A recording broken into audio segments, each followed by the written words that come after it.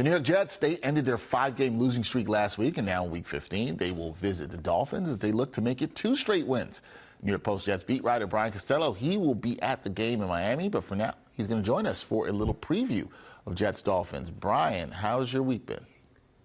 It's been all right, Dexter. How's yours? It's been good. It's been good. I was inspired by you last week since you had a great key, which was that the Jets needed to score touchdowns. I'm intrigued to see what your keys will be this week.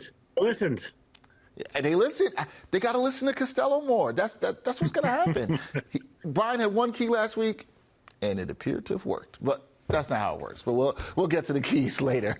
Brian, heading into this game against Miami, you've been around the team, as you obviously are. What's the mood of this team coming off the victory that we saw last week? And do you get the sense that the offensive outburst that we saw against Houston might have rejuvenated this team, at least a little bit?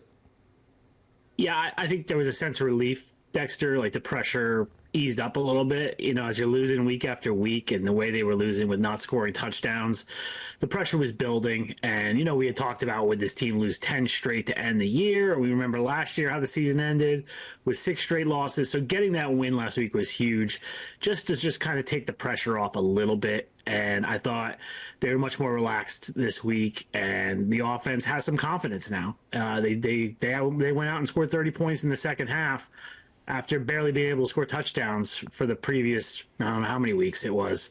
So, I do think they gained something from last week's game. But, Dexter, the NFL is funny. If you watch that Thursday night game, the Raiders score 0 points against the Vikings and then come out and score 63 the next week. Things don't always carry over week to week. So I'm curious if with the Jets, if it does. That is a fantastic point. You're right. Things can change from week to week. But when you talk about that offense, can't believe we're saying this because we haven't said this all season, but Zach Wilson. He was impressive in last week's victory over Houston. He was named AFC Offensive Player of the Week. I think you would agree with me on this. He still has to show more.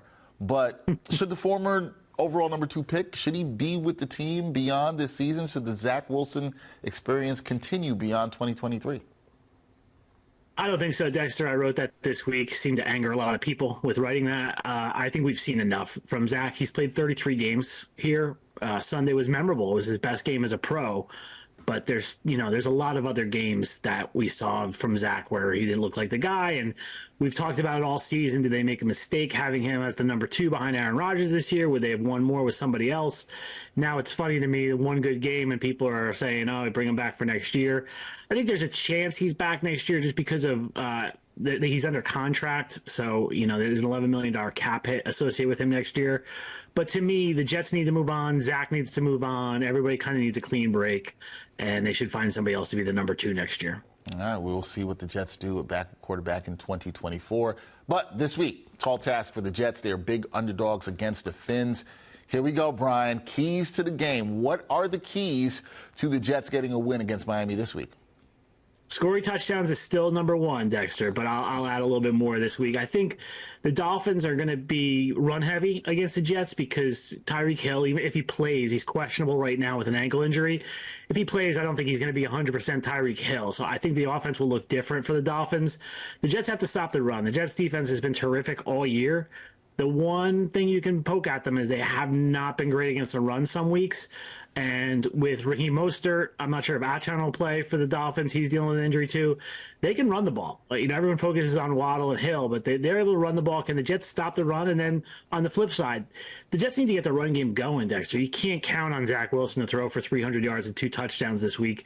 We need to see Breece Hall get rolling again. He hasn't had a 100-yard game since the Broncos in early October. They haven't had a 100-yard game as a team rushing since the Raiders game a month ago. So can they run the ball on these Dolphins and take a little pressure off of Zach? And I think that would make the offense really hum if they could do that. Yeah, seeing if the Jets offense can hum for the 2nd straight week. And Brian, appreciate it. More than 1 key this week. Jets fans have to be happy about that. We'll see if the Jets can make it 2 in a row in Week 15 as they visit the Dolphins. Brian Costello, the great Jets beat writer for the New York Post, will be there. Brian, as always, thank you for the time and the keys. Appreciate you, man. Thanks, Dex.